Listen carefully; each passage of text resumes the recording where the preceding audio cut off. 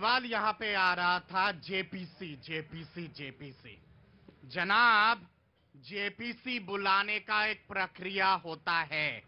महत्वपूर्ण बात यहाँ पे ये है कि किसी प्राइवेट व्यक्ति को लेके जेपीसी नहीं बुलाया जाता है।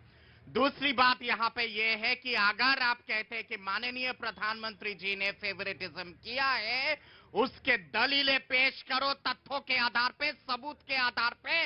उसके बाद लोकसभा के स्पीकर और राज्यसभा के चेयरमैन तय करते हैं कि जेपीसी होगा या नहीं होगा। अगर तय होता है, सार्वजनिक एक ऑल पार्टी मीटिंग बुलाई जाती है, सारे नेताओं को तय किया जाता है अलग अलग पार्टी से, उसके बाद जेपीसी होती है। ऐसे कूतर करने से जेपीसी नहीं हो सकता है। प्रतीक जी, ये जो सवाल पूछ रहे हैं ना जेपीसी के ऊपर और तथ्यों के ऊपर, आज उस ईमानदार पत्रकार का क्या किया जाए जो मेहनत कर कर रिपोर्ट लेकर आता है कि कैसे आज भी एनएससी ने अडानी को निफ्टी 50 के अंदर डाल दिया है, जिसके अंदर एक आम आदमी म्यूचुअल फंड में पैसा डालेगा तो वो अडानी एंटरप्राइजेस में लगेगा बिना उसकी सहमति से। कल के दिन बैंक ऑफ बड़ौदा के एमडी ने कहा कि हम लोग जनता से बिना पूछे वो पैसा अडानी की कंपनी में लगाएंगे, हमें कोई नहीं रोक सकता। आपके जैसा जो ईमानदार पत्रकार है वो क्या करेगा जब पंडोरा पेपर्स, पनामा पेपर्स, 40 देशों के पत्रकारों ने मिलकर वो लिस्ट बनाई कि दुनिया के सबसे बड़े भ्रष्टाचारी कौन, उसमें विनोद अडानी का भी नाम है। तो इन तथ्यों पर कौन बात करेगा? कौन बात करेगा? क्योंकि इन्होंने फाइनेंशियल एस्पेक्ट्स की बात की है। बैंक ऑफ बड़ौदा के चेयरमैन ने यह कहा है कि जो प्रेजेंट सिचुएशन को देखते हुए हम अगर लोन किसी भी एंटिटी को सैंक्शन करते हैं तो उसके देखिए शेयर बाजार में उतार चढ़ाव से कोई फर्क नहीं पड़ता। ऑन दी अदर हैंड उसके आज भी सॉवरेन गारंटी है अडानी इंटरप्राइजेस की। इसका मतलब देश के बराबर गारंटी। आप किस तरह का तर्क दे रहे हैं? कुछ तर्क संगत बात करिए। जब तर्क है नहीं तो इस कुतर्क करने लग जाएंगे। प्रतीक जी, अब तर्क की बात कर लेते हैं। क्यों देश के अंदर चलने वाला कोई भी प्राइवेट म्यूचुअल फंड, चाहे वो आईसीआईसीआई हो, चाहे केतन पारेख का हो, चाहे कोई फंड, वो अडानी एंटरप्राइज में पैसा क्यों नहीं लगाता? एलआईसी, एसबीआई, जिसके अंदर देश की जनता का पैसा है, वो पैसा अडानी के अंदर क्यों जा रहा है? कमेटी में तो ये चर्चा आएगी, बिल्कुल आएगी। सुप्रीम कोर्ट में जो बना। प्रतीक भाई, जेपीसी तब होता है जब तथ्य हो। यहाँ पे लाइफ इंश्योरेंस, फिर आपके बैंक ऑफ बड़ौदा के चेयरमैन ने बाकायदा ऑन रिकॉर्ड कहा है कि किसी तरह का धांधली नहीं हुआ है। एक सेकेंड, उसके साथ साथ मैं बोफोर्स का उदाहरण देता हूं। बोफोर्स के समय जेपीसी इसलिए हुआ था क्योंकि उस समय विपक्ष के पार्टी श्रीमान अटल बिहारी वाजपेयी जी ने बाकायदा तथ्य रखे थे सबूत के आधार। पैनल में नीरज पैनल में एक आदमी नहीं बोले। मैं जबरदस्त गिनने लगे, 53 हो गया। 1 घंटा बैठे मौलाना, तुम 1 सेकंड नहीं बोले। फिर बोल लेंगे कम से कम चेहरा तो लोगों ने देख लिया। हाय हाय, 1 घंटा मौलाना बैठे रहे। 53, 54, हाँ जी, बहुत शांत से बोल रहे हैं। और ये जब बोलते हैं तो बहुत बढ़िया बोलते हैं। 54 मिनट बैठा रहा वो व्यक्ति चुपचाप।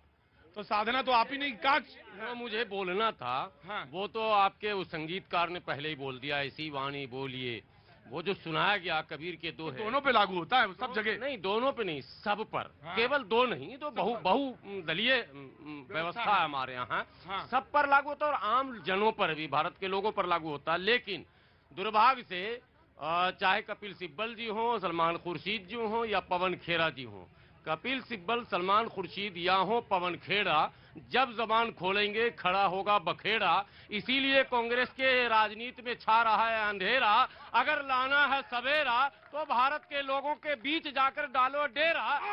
अब बस इतना ही मैसेज है भाई मौलाना। फिर 2024 में जो कथन कहा जा रहा है दूरबीन लगाकर भी दिखेगा सिर्फ अंधेरा। ये सच है, क्योंकि इनके यहाँ जानबूझकर पैसे लेकर इनके प्रवक्ता इस तरह का काम कर रहे हैं। कांग्रेस को नहीं मौलाना, खबर है, मैं कह रहा हूँ, अंदर की खबर मैं बता रहा हूँ। कांग्रेस को कांग्रेस के लोग डुबा रहे हैं। सलमान खुर्शीद साहब का बयान जो भी आता है, कपिल सिब्बल साहब का बयान, माइनेज बयान आता है, कांग्रेस कभी नहीं पलटेगी। तमाम पुराने चेहरों को जब तक ट्रेडिशनल लीडरशिप एक होलसेल ट्रक में भरिए और रवाना कर दिए अपने अपने घर। नए लोगों को लाइए।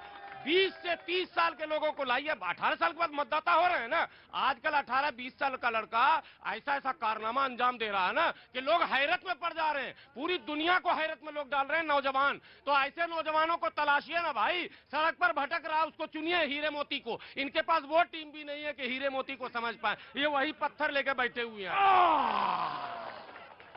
मैंने कहा था मौलाना जब बोलेंगे 56 मिनट चुपचाप बैठे रहे। 56 मिनट के बाद उन्होंने कहा कि मैं आता हूं। कहां से आना हुआ आपका? आजादपुर। आजादपुर से। वाह, बहुत बड़ी मंडी है, एशिया की बिगेस्ट मंडी है वो। जी, तो क्या नाम है आपका? अदिति। अदिति, क्या काम करती हैं अदिति? आईटी सेक्टर में। आईटी सेक्टर में। कुछ बोलना है? ये देखने जनता तो ऐसे ही है, मतलब देखने के लिए आती है, और मुझे ऐसे लोग बहुत अच्छे लगते हैं, चुपचाप बैठ के देखते जो है। 56 मिनट मौलाना बोले। जी जनाब, जी 56 मिनट आप अगर अवसर नहीं भी देते, हाँ। हमें शिकायत नहीं है, क्योंकि आपके बारे में अभी हम लोग डिस्कस कर रहे थे। एक बागेश्वर सरकार है, दूसरे प्रतीक सरकार गजब है भाई मौलाना, एक बागेश्वर धाम है और दूसरे पत्रकारिता के जगत में प्रतीक सरकार है, ये आप विराजमान है। अच्छा एक बात बताएं, हमें भी चेहरा मौलाना, मैं भी बता सकता हूं कि आप बिहार के रहने वाले हैं। तो मैं वैसे ही बता दूंगा। पर्ची आप नहीं लिखते हैं, बाकी काम सब वही। पर्ची भी लिखना। हाँ बोलो बोलो। भैया मेरा नाम अकरम रजा है, हाँ। मैं बरेली का हूँ। बरेली के? बरेली का हूँ। हाँ। और मैं मौलाना साहब से कह रहा हूँ, देखो सबको, मैं किसी पार्टी का नहीं हूँ, लेकिन सबसे ज्यादा मुस्लिम कौम को इन मौलानों से खतरा है, क्योंकि ये